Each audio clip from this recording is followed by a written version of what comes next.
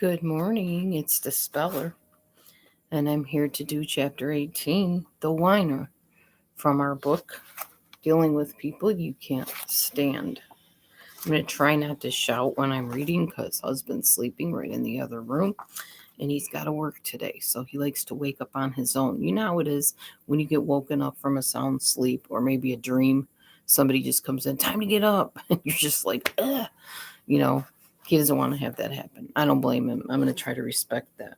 But I do want to do our book because, yeah, today is Shabbat. Shabbat Shalom.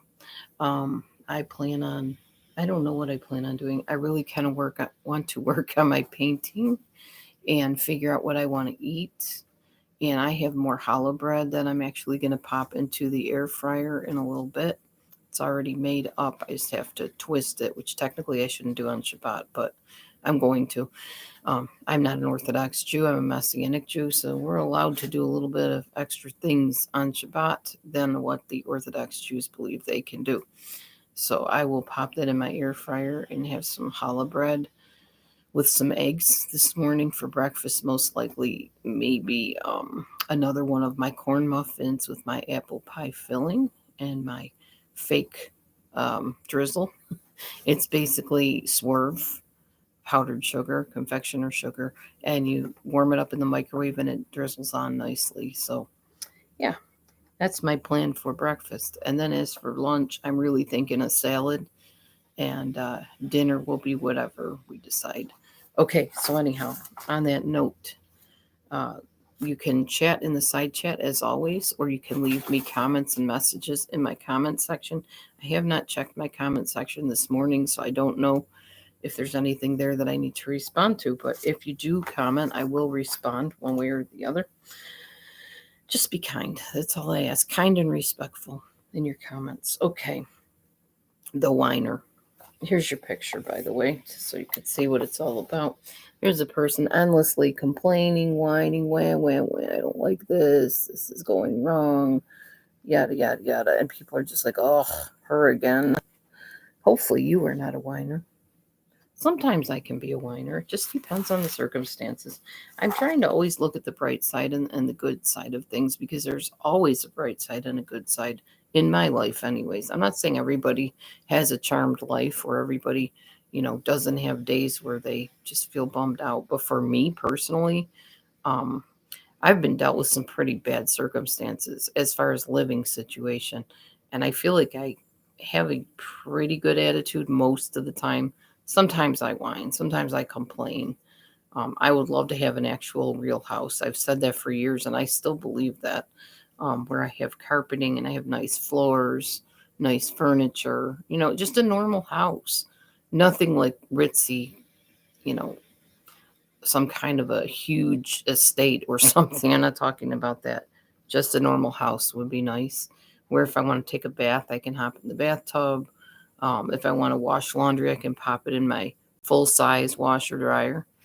I just don't have that yet. So I'm being thankful for what I have. Thankful I have two arms that work and legs that work and a mouth that never stops working. Probably much to some people's dismay. But here we go. Let's read The Whiner. It was terrible, Cynthia whined. Joanne took a deep breath, looked up at Cynthia, and forced a smile. Yes, terrible, you said. Joanne began doodling on the pad of paper in front of her. This was the fifth time Cynthia had interrupted her this morning, and if that wasn't bad enough, Joanne had 16 more in her department just like Cynthia. She had heard the manager before her had taken an early retirement because she couldn't stand these people any longer. Joanne had mistakenly believed the other managers were kidding about that. Painfully, she had discovered they were not. It seemed she couldn't concentrate on any one item for longer than 10 minutes without someone whining about something. How will I ever get any work done? She thought to herself. Wow, Cynthia, that's an awful shame about the box and the grill. Joanne thought that if she agreed with her, Cynthia would stop. She was wrong. You have no idea how awful it is, said Cynthia with renewed enthusiasm. Why? And she started the whole story again, with new embellishments to amplify her pain. These complaints were a complete waste of time. Joanne didn't see the point of it. And as the whining drifted in and out of her consciousness, she began whining to herself. Why do they have to act like this? Why is this happening to me? There are 3 different kinds of complaints that we all hear in the course of our lives: helpful, therapeutic, and obnoxious. The helpful complainers draw attention to problems that ought to be addressed and offer options or solutions along with the complaints. This can actually help businesses, systems, and relationships to grow, develop, and improve. Most people with a problem, the silent majority, do not complain to the offending party. The few people who speak up about the problem while working to find a solution are a blessing to their coworkers, families, employers. To give voice to our frustrations once in a while. A little whining on occasion can actually help us unwind from the stress of modern living. Telling someone about your stress can provide a valuable release valve for otherwise pent-up concerns and backed up energy. Now, I want to throw a little scripture in here because you know I will. There's a Bible verse that says, "A fool vents all his folly." In other words, somebody that's just whining for the sake of being heard because they just like to complain about everything, that's foolish. That's a waste of time. It doesn't do anybody any good. But somebody, guinea pigs, but somebody that actually has a just complaint that wants to fix it and comes to you and says something, that's different. That's helpful. Okay, let's continue on with this therapeutic thing. Wallowing in their worries and woe is the behavior of the whiners. It has very little to do with releasing stress. Wallowing just goes on and on. Cynthia was this kind of complainer. She never offered solutions, and her complaints were not geared toward change of any kind. As you look through the lens of understanding, you can begin to make some sense out of this difficult behavior. Negativity occurs on a spectrum, ranging from the helplessness of whining to the hopeless certainty of a no person. Both behaviors emerge out of the intent to get it right.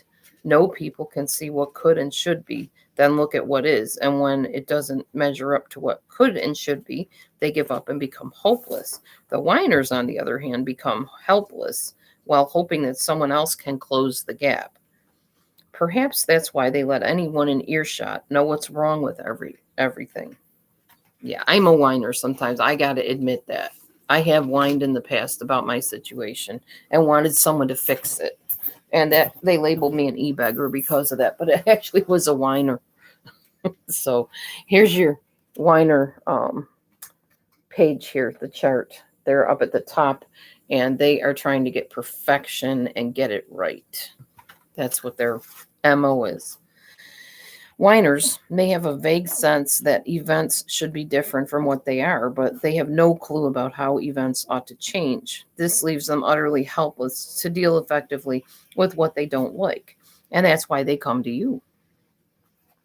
In other words, if there's a plan for their lives, they're not in it. Because of this feeling of helplessness, whiners are vocally less assertive when compared to no people. 3 elements contribute to giving their voice that characteristic whining sound: the weight on their shoulders from carrying their burden of collected woe, which only grows heavier as they continue to find and collect problems, the effort required to talk about all that's wrong when there's nothing they can do about it anyway, and the feeling of futility, since you probably won't offer any useful ideas or right the wrongs. Expressions of negativity can be virulent, spreading like the flu through teams of people. Before you know it, everyone's doing it. If these behaviors become habits, morale and productivity are dragged down into the quicksand of inaction. Not to sound negative, but if you don't deal with these behaviors, morale and productivity may never return. So now we're to the "you'd better adjust your attitude" part. So they're going to tell you how to deal with it now. By the way, if you're watching this channel for the first time, please feel free and do subscribe, share it with your friends, hit the thumb up if you like the video or the channel or anything on the channel. That lets me know what you want more of. It gives me a little bit of guidance and direction. And always ring the little bell down here, wherever that is. And that means you're going to get all of my uploads when I upload them. Thanks. Like Joanne, people who deal with whiners sometimes become whiners themselves. This exponentially increases the agony of dealing with them, as it becomes difficult to distinguish between whose complaints are whose.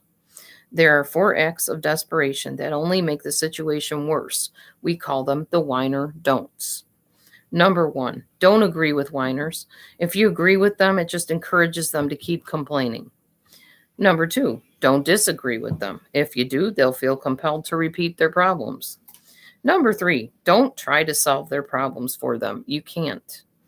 4, never ask them why they're complaining to you about their problems. They hear this as an invitation to start all over again from the beginning. That's true. I've done that, and that is exactly what happens. There are 3 attitudinal requirements that will help you deal with these problem people. We call them the whiner do's. Number 1, do have patience with their impossible standards and seemingly endless negativity. 2, do have compassion for the pitiful whiners whose lives seem beyond their control. 3, do have commitment to the lengthy process of getting them to focus on solutions. I'm all about the solution focus. The goal and strategy that you are about to learn for dealing with whiners is also the first thing you try with negative no people. Oh, also, I wanted to say, I know some of you are hating this whole book read idea. I'm sorry. I apologize for your inconvenience and discomfort. I guess just don't click on my videos if you don't like them. I'm going to continue the rest of this series. And then the next book will most likely just be uploads, because if there's nobody going to come in and chat, what's the point of having a chat room? It's just futile. And I've done this day, night, afternoon, and sometimes a couple people come in. One day a bunch of people came in, but most of the time y'all aren't in here. So yeah, uploads work. I've actually done uploads in the past before this StreamYard and streaming thing even existed, and I did quite well. And I was happier because I didn't have as much garbage going towards me as I have streaming. So here we go.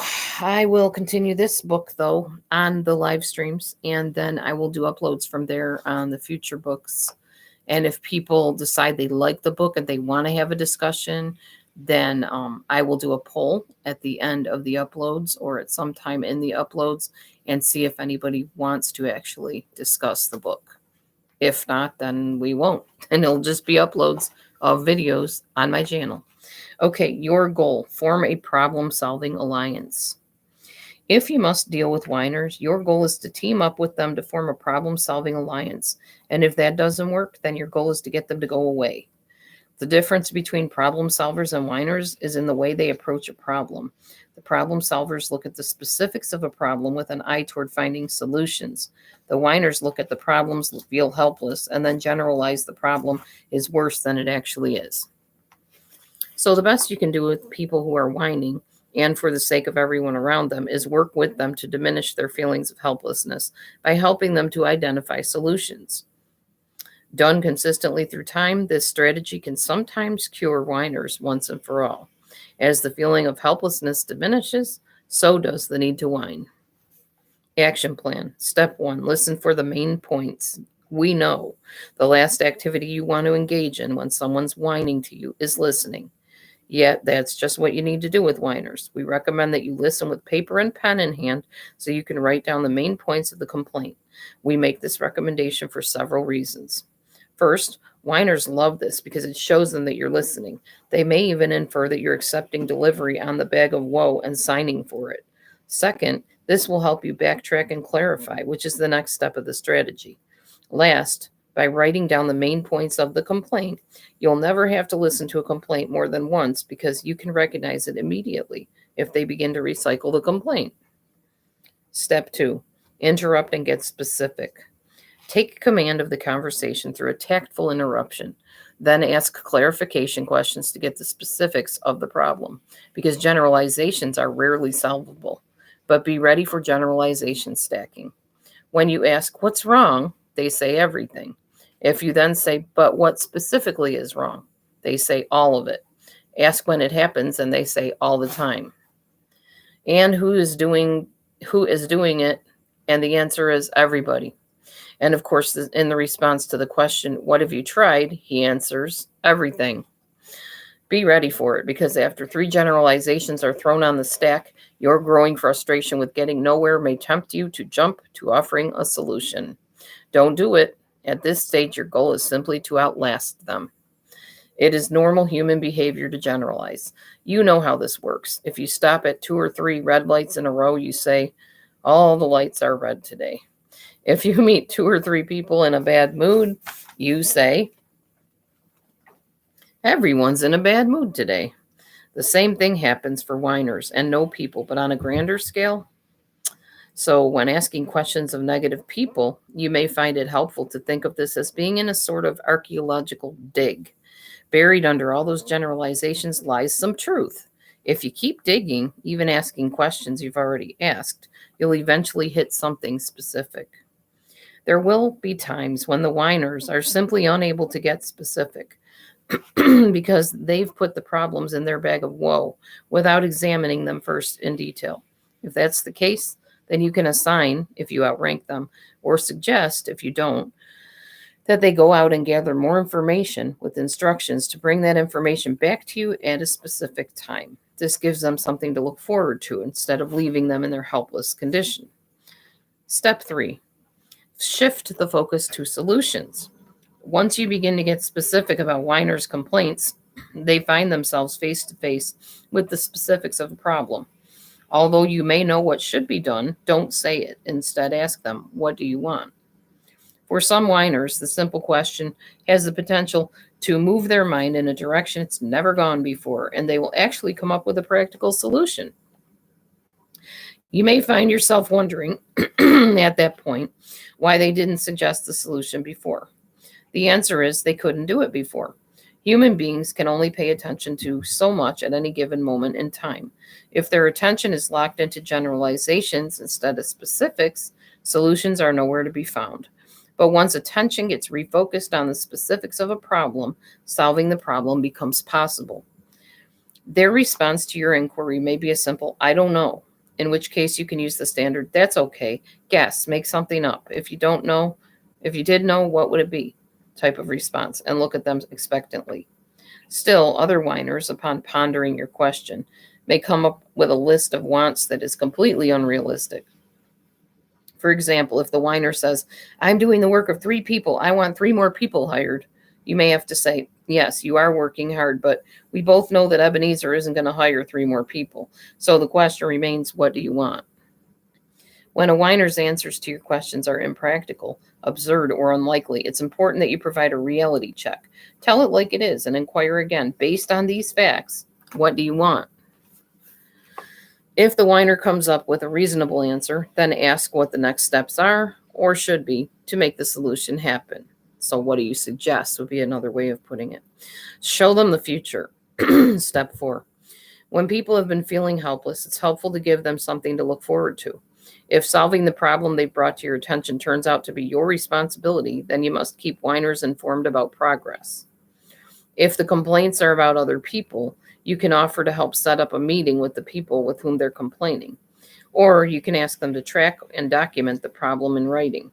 With employees, coworkers, or family members, you can then schedule a time to get back together and discuss the information they've gathered.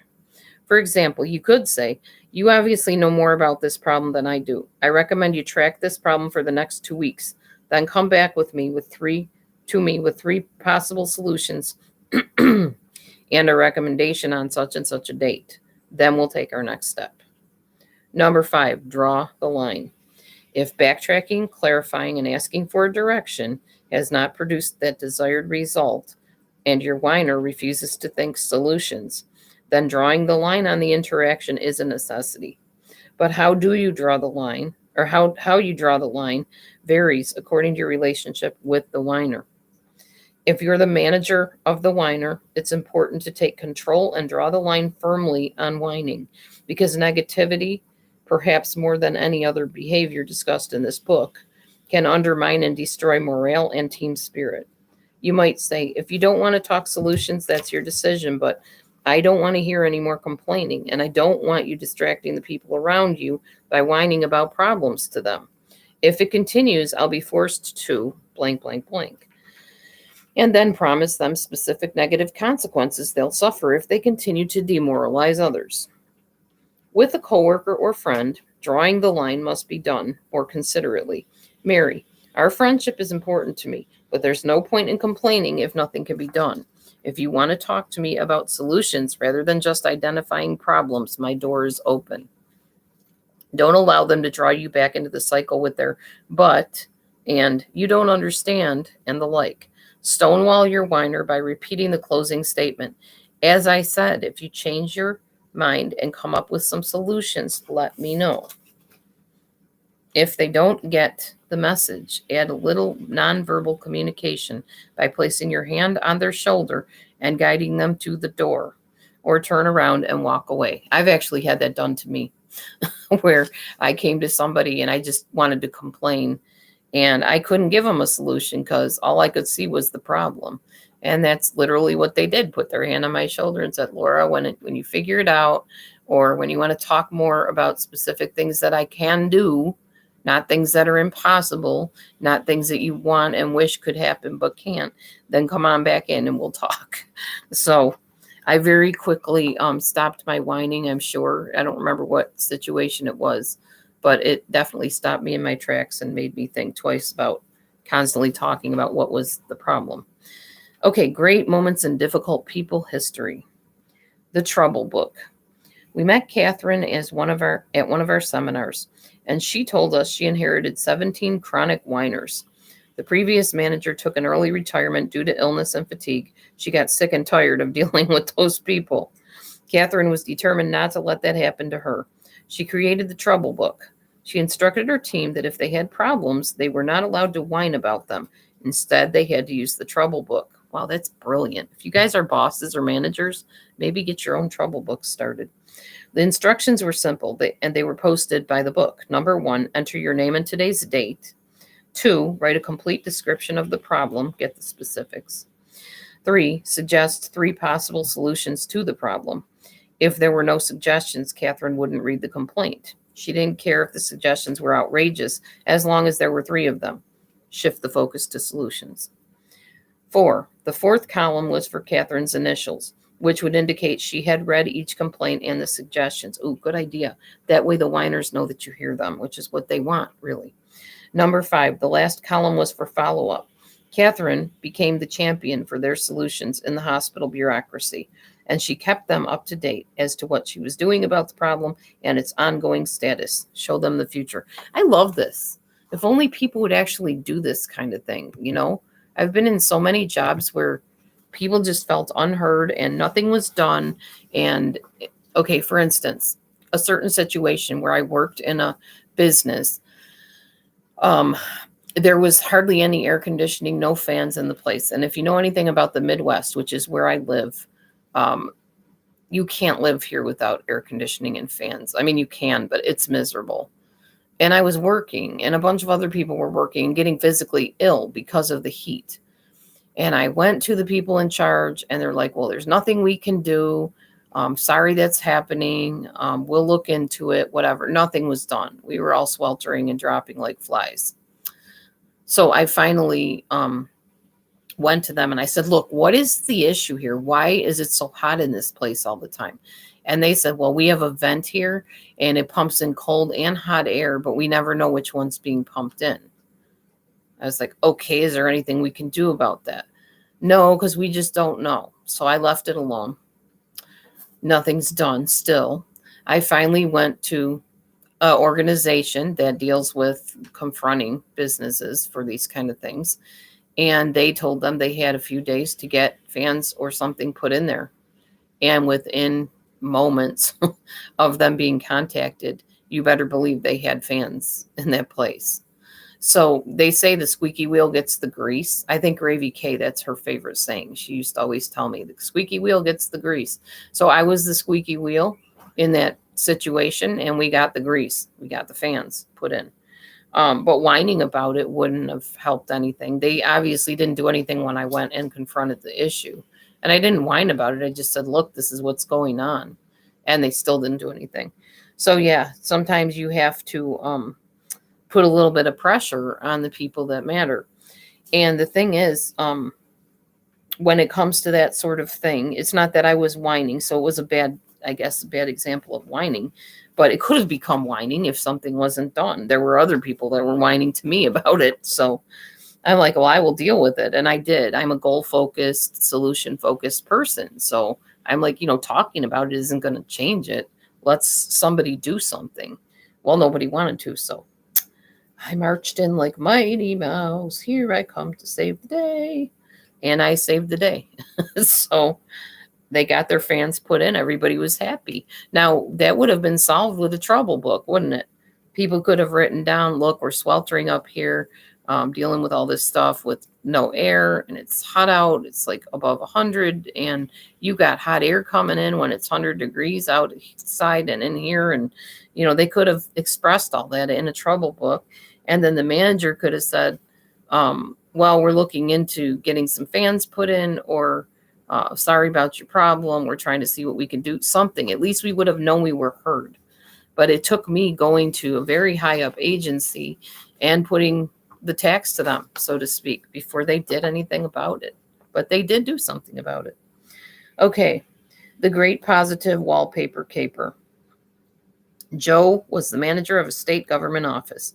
He didn't have one specific whiner to deal with. He had numerous negative and whiny people who on any given day took turns demoralizing the office. The big generalizations that circulated his office were along these lines.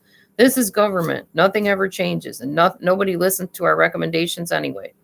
Joe decided that disproving those generalizations could be the solution to their attitudinal problems.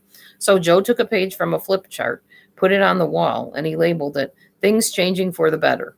For the next several weeks, whenever he implemented a suggestion, he wrote it on the chart. In 3 weeks' time, the page filled with evidence of change. So he left that one on the wall and put up another piece of paper next to it. He continued to list changes for the better as they occurred. 2 pages became 4, which became 8, until the walls were literally wallpapered with changes. Still, the biggest change was one that wasn't written on the wall. The attitude in the office changed. People saw that they weren't helpless, and that change for the better does occur, even in government. Instead of noticing where the glass was half empty, people began to see where it was filling. The helplessness that had once plagued their operation gave way to high morale and innovations. Ooh, good chapter. Okay, so I'm going to do the quick summary here, and then we'll be done with this. Torture for some people that don't like this kind of thing. When someone becomes a whiner, your goal is to form a problem-solving alliance. So, okay, we might say that people came to me. I won't say they whined, but they said, I don't like your series. I don't like the book thing. I'm not into the book reading. It's, not cool, not my thing. Okay. My solution is you won't have to come into a live stream and hear it. I'll just upload videos, and that way you don't have to click on them. Bam, solved. So, quick summary. So I did hear you. Don't think I didn't hear you. And I'm not faulting you. Sometimes it gets boring for me to even read it. But once I start something, I really commit to finishing it, because I tend to be someone that puts things off and procrastinates. So I determined that if I was going to do this book thing, even if I didn't like the book, I was following through on it. So it would have been torture for me too if it was a really horrible book, you can imagine. But I decided I was going to follow through till the book is done. And that's how it is. So the action plan for dealing with whiners is, number 1, listen for the main points. 2, interrupt and get specifics. 3, shift the focus to solutions. And 4, show them the future. 5, draw the line. So there you go. That was the whiner. Now, the next time that I read will be this lovely person, the no person. No matter what you tell them, they're going to tell you, nope, won't work, not going to happen, tried it before, blah, blah, blah. I have a daughter that's like that, and she drives me nuts. And she would not mind me telling you that, because we've talked about it. And I told her I was doing the book, and I told her I might use her as an example. So she won't be shocked if she hears that her name is brought up, Amber. No matter what you tell her, she will tell you why it won't work. So eventually you say, okay, those are my solutions, Amber, but maybe you have one of your own, because obviously you don't think mine will work and you've tried them all before. So I'm just wasting my breath here. That's fine. We can talk about something different. There you go. And that solves that problem. She'll figure out a solution on her own. She does become very whiny at times and just wants to be heard. Blah, blah, blah. This person said that, and I have this issue. And when I offer solutions, it's always, yeah, but Mom, that's not going to work because of, or I tried that before, Mom. Yeah, it won't. You won't get through. Anyway, that's just Amber. So anyhow, that's all I had to share. Anybody want to give me some input, some takeaway? Want to say hi, bye, good riddance, whatever is fine. If not, that's fine too. Okay, so enough on that, I guess. Y'all have a great day. Thank you for hanging with me if you did. Thanks for watching this later if you do. I hope you find it helpful. If you don't, eat the meat, spit the bones like I do. And I will see you next time when we talk about the no person. Let me see if there's a little picture here. I didn't even talk about the picture. Oh, somebody with a storm cloud over his head. That's what we're looking at here. The no person, I guess, has a storm cloud. He's always in stormy weather. Everything's negative. Yeah, I've met those people too. All right, so I'm going to go browse around YouTube a little bit, see what people are getting themselves into, and maybe comment. Who knows? I don't know. But you guys have a great day, and Shabbat Shalom. Thanks for coming. We'll see you next time. Bye-bye.